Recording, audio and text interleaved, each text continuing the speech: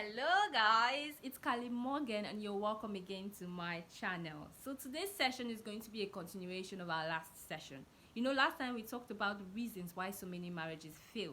And today we're going to be talking about the spiritual and temporal preparation for marriage. Yeah, you got that right. The spiritual and temporal preparation for marriage. Still using our booklet on Christian marriage.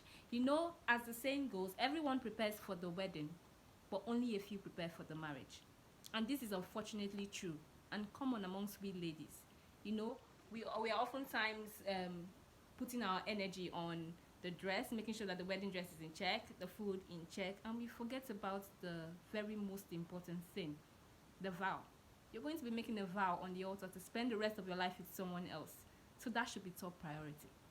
Okay, and in order to get the ball rolling, we are going to be considering certain elements every intending couple should put in check before getting into marriage. And first, we have the quality of life of many marriages. Okay, the quality of life of many marriages. Even if a marriage does not end in divorce or separation or remarriage, every intended couple should ask themselves this question: what is the quality of life of my marriage? And you need to ask yourself certain questions as well. Is it possible to stay married even when both spouses are unhappy? And this boils down to the initial intention. Last time I talked about entering into marriage, I emphasized what Christian marriage is about. Unlike other kinds of marriages, you can easily bounce out of it. But a Christian marriage, it's for better, for worse. Okay? Still on what I'm trying to say, what was your intention before entering into marriage? Did you have it in mind to leave if things changed direction, if the table turned? Was that your intention from day one? So you have to be ready for what comes afterwards. You're making a vow to spend the rest of your life with someone else, in sickness and in health, for richer and for poorer. Does that not shake you? It should shake everyone. No matter how sure you are, you should feel shaken by these promises you're making on the altar. Okay, but that should not scare you in the long run. It shouldn't scare you because you love this person and you're willing.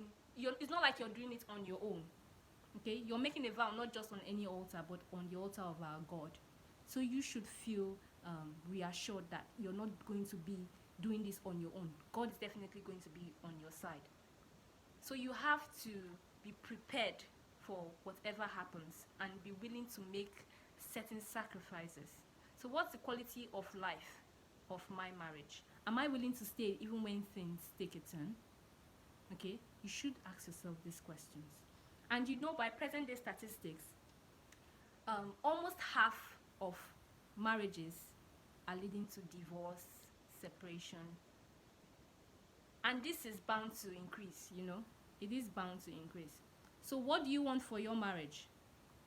You have to make that decision now before making that big decision to tie the knot.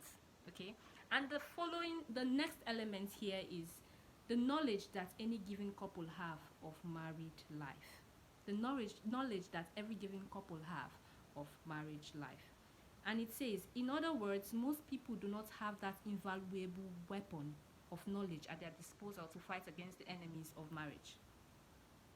You have to understand that, yes, I'm making a promise. I'm moving to the altar to make a vow. I'm promising to spend the rest of my life with someone. You should know that there are certain elements, there are certain fights that will come from the evil one. Temptations, name it all. So you have to be spiritually prepared for this. And I'm not saying this to the woman alone, because most men just feel, okay, this is for the woman. The woman should be more prayerful than us, the men. But this is for both parties. Both of you, both spouses, need to be spiritually prepared at all times, before and after marriage. Okay, you have to be spiritually prepared for marriage in general. Okay, and it goes on to say part of preparation is to give the couple time to consider all the aspects of married life, namely religious aspects, financial aspects, personal, how to handle relations, etc. Okay, so these elements, these points needs to be put in check before marriage. And it goes on to say that the third element here is, for marriage to be successful, there must be respect and love between the partners. Respect. Most marriages, I am going to be very honest, most marriages that have ended in divorce is either as a result of disrespect from both either the wife or the husband. And a lot of men forget that, yes, we women, we must be submissive. But it goes both ways. I'm not going to go against what the Bible says. Yes, the Bible says women, wives must be submissive to their husbands. Yes, no one is disputing that. Before they will come for me now. I'm saying that in order to demand this submission from your wife, you have to respect her as well. And as a wife, you have to respect your husband. So it's not just about the husband respecting the wife. Like they say, respect is a reciprocal. Okay? So both parties must respect each other for the marriage to be successful. I hope I'm speaking the minds of some of us here. So yes, both parties need to respect each other. And then again, the fourth element here is, have you something to give the marriage? Have you something to give the marriage? We always, Christian marriage means giving, not taking. Giving, not taking. And a lot of us go into marriage with the intention of, I want to take. I'm not ready to give anything. I'm here to take. And for how long will you keep taking? Okay? You marry a man, he's rich today, tomorrow he can become poor. So how ready are you to support him? Are you willing to give your time? Are you willing to give your resources for the marriage to be successful? So these questions must be put in check. These questions must be thought of before getting into marriage. Okay, don't be a partner that's always thinking about taking. I'm not just referring to the women now. I'm also equally referring to the men as well, the husbands. So you have to be a partner that thinks about giving and not just taking. And still, just to emphasize more on marriage, it's one thing, like I said the other time, it's one thing to date from afar, and it's another to be married to someone, because you're going to be seeing so many things you never saw while courting. And imagine you wake up in the morning, because you're going to be sharing the same toilet, you're going to be sharing one roof. You move this way, you're seeing your spouse. You move the other way, you're seeing your spouse. You cannot avoid each other.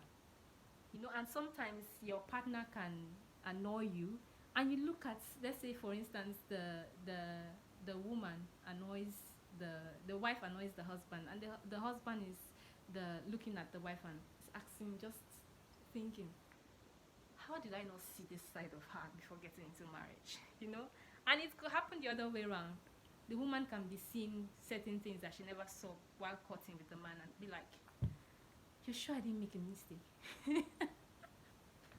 Oh my goodness, that's the fun part, actually. That's the fun part. So you just have to be prepared for anything and everything. Okay? So there are so many here, but I'm going to be ending this class here, this session here, and we'll continue in my next video. So thank you so much for watching this video to the end. And if this is your first time on my channel, kindly hit the subscribe button so you get notified whenever I release a new video. And if you have any contributions, any questions, just feel free to air your views on the comment section. I'll give you a quick reply. I'll be there to reply you as quickly as I can. So thank you so much, and until then, see you next time. Bye.